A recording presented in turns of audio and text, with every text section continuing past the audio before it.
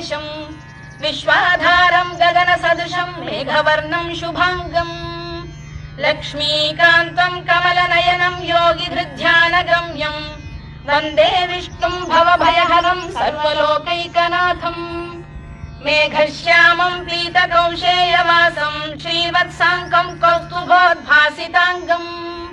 पुण्योपेतं पुण्डरीकायताक्षं विष्णुं वन्दे सर्वलोकैकनाथम् नमः समस्तभूतानामादिभूताय भूभृते अनेकरूपरूपाय विष्णवे प्रभविष्णवे सशङ्खचक्रं सकिरीटकुण्डलं सपीतवस्त्रं सरसीरुहेक्षणं सहारवक्षस्थलशोभिकौस्तुभं नमामि विष्णुं शिरसा चतुर्भुजम् छायायां पारिजातस्य हेमसिंहासनोपरि आसीनमम्